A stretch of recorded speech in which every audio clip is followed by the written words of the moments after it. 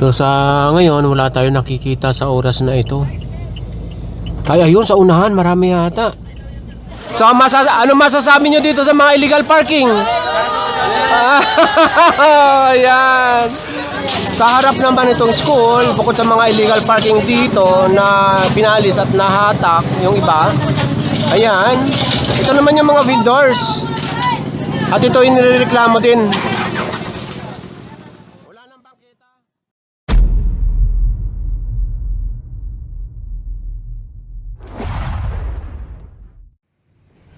Itong mga badya na ito or tok-tok, doon yan nahatak sa unahan. So nag-U-turn na ito mga tow truck at mag-U-turn din tayo. After natin sa tramo, babalik tayo at papasadahan yung Andrews Avenue at sako pa rin ng Pasay. Nandito na tayo ngayon sa may Andrews Avenue. Ito yung papunta ng Airport Terminal 1 and 2. Sa kabila, maraming o dalawa ang natikitan dahil nakapark sa may tapat mismo ng ano ba yon? Bawal magtapon ng basura. Pero bawal magpark dyan sa kabila. So ayun, malis na, natikitan. Nandiyan naman yung mga driver. Nandito tayo ngayon sa ilalim ng tulay, itong Nayax. At papunta ito ng Airport Terminal 3. At dito sa pinakagitna, mayroong hinahatak. Dito naman nagpark sa lay-by.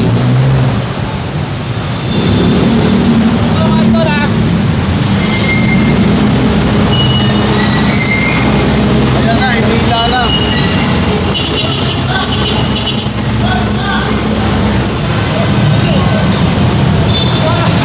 Ang sarap ng kain ni Kuya, oh. Oh, katulad nito, oh.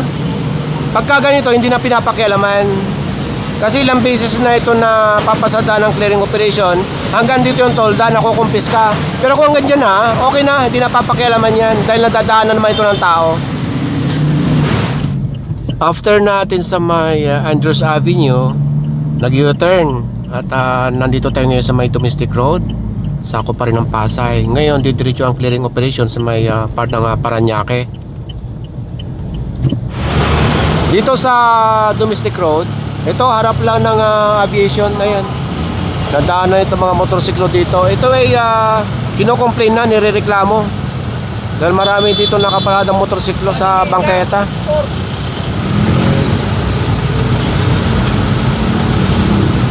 Bago dumating itong tow truck, dumating naman yung iba na may-ari ng motorsiklo. Katulad nito, yung dalawa. Pero nakikita nito, itong isa yata ang masasampa.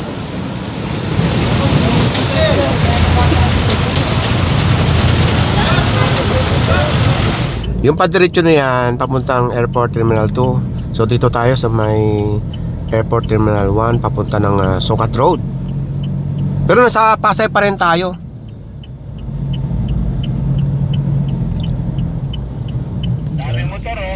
Bago dumating ng ramp papuntang Airport Terminal 1, ito matagal na itong pinagsasabihan ayon sa MMDA, yung mga motorsiklo dito dahil may pagawaan.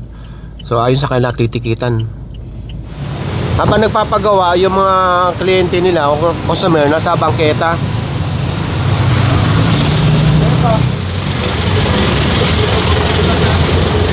So matitikitan na yan ayon sa kanila. Ito, dito nagpapagawa.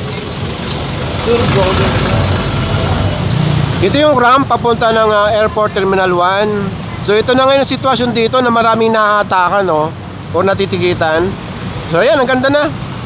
At nakakalakad na yung mga tao dito at wala nang harang. So ayan, no? Di ba? Ganda na.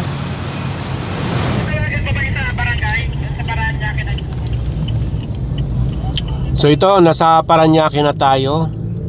At ayon dito sa clearing operation, mayroong complaint galing 8888 dyan sa may Paranaque National High School dahil daw yung harap ng school mismo ay ginagawang parkingan. So aalamin natin.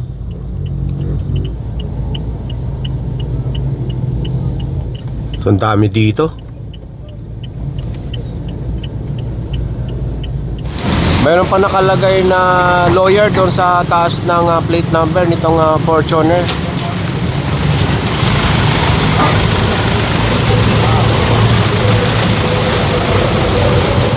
So, dito na yung driver nito. Inaayos na para madaanan yung sidewalk. So, ito na yung ticket, hawak-hawak ng may-ari.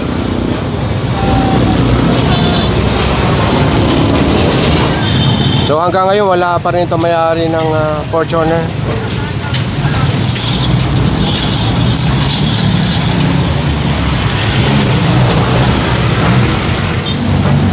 Okay, tara. O yan, libre na. Libre na ang lakaran. Sa kabilang side pala yung Parañaque National High School. So bago dumating dyan sa may Ivacom, mag-u-turn. Shoutout sa'yo. Oh, ayan. Nagbabadya yung ulan madilim. Nakapag-u-turn na tayo. So ito yung arko ng Parañaque National High School. Oh, ayan oh. Main. Ano nga bang street to? Kay Talise. Ang oras ay 11:30 ng umaga.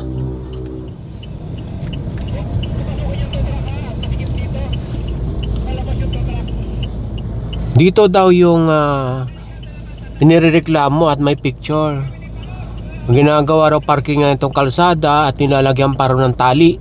Ibig sabihin yung tali parang pinakabarikada at parkingan nila. So sa ngayon wala tayo nakikita sa oras na ito. Ay ayun sa unahan marami yata. Sa complaint ang mga nirereklamo itong mga illegal parking.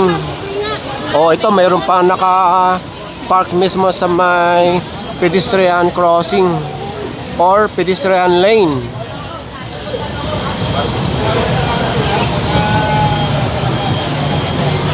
Bilangin natin 1, 2. Bago tayo magpatuloy para matagal na nga dahil ang dami ng pumapatak ng mga dahon at bulaklak dito. 4. 5.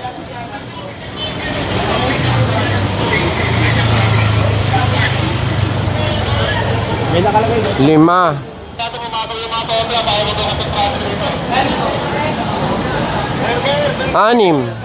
Oh, talaga dito na talaga nakapark ito. Tapos, ayun, 7, 8.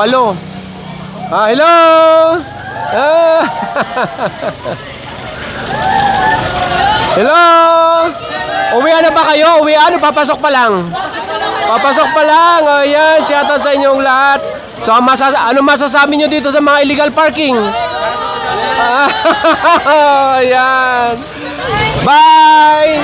Aral kayo mabuti Bye-bye! O ito, nasa tapat mismo ng no parking sign itong sasakyan. At dito may hinahatak na. Tad pala ng ng no parking sign dito.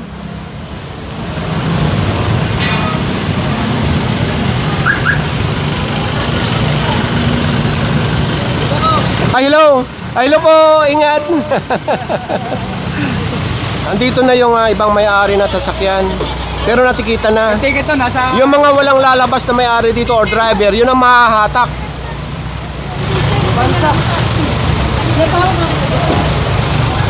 Hindi lang pala dito yung no parking, saka doon. Yung isa, wala na dyan sa una nito. Ito yung isa, hinahatak pa. Dito sa kabila, meron din nakalagay na no parking. Wala na rin yung nakapark dito. Malamang lumabas yung may-ari. So ito na yung mahahatak.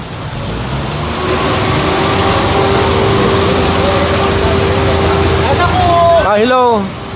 Hello po. Ito nag-assist sa ating mga tiga Parañaque.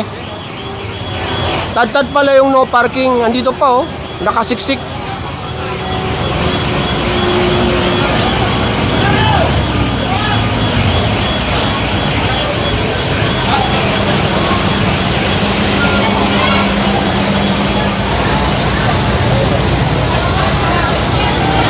Nakahatak pala itong sa may pedestrian. Dalawang ano, isa senior na rin Sa harap naman itong school, bukod sa mga illegal parking dito na pinalis at nahatak yung iba, ayan, ito naman yung mga vendors. At ito yung nireklamo din. Wala nang bangketa, nakasampalat sila sa bangketa. At dyan pa mismo sa tapat yung iba, sa tapat ng pedestrian lane. Katulad kasi nito mga tindahan na ito yung kailang patungan ng mga pagkain. So katulad niya, no. So wala na talaga, wala nang bangketa. Tapos yung mga mamimili dito na nakatayo sa kalsada. Hello po. Ang sarap naman ng banana Q ni ate. Ito pa oh. Ate, na pagsabihan na kayo, no, na wag niyong hanggang dito lang para hindi yung mga mamimili ay katulad yan, hindi na nakatayo sa kalsada, ha. So yun na. Salamat ate. So ito, for the record lang, so itong sitwasyon dito sa may mga vendors. At ito, sabi ko nga kayo na, binabaklas yung sobrang lampas lang dito sa kalsada. At pinagsabihan na sila na mag-serve demolish sa kailang mga tindahan para mailabas lang itong bangketa. Wala na halos eh. Yung isa, nakatapat pa dito sa pedestrian lane.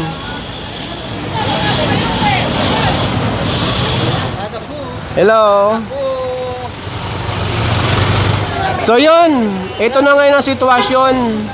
Ang natak dito ay 3, tapos 3 rin yung natikitan at pinalis. Ibig sabihin nun, nandito yung may-ari or driver. So sumatotal, 6 yung mga naabot ang mga sasakyan dito. So ito na ang sitwasyon. Tuloy-tuloy yung traffic or tuloy-tuloy yung flow ng traffic. Bukod na lang dito sa vendors, ang daming bumibili. Hi, shoutout sa inyo. Oh, Merry Christmas. So yun, sa oras na 12:05 ng tanghali, palabas na tayo dito sa may Parañaque National High School.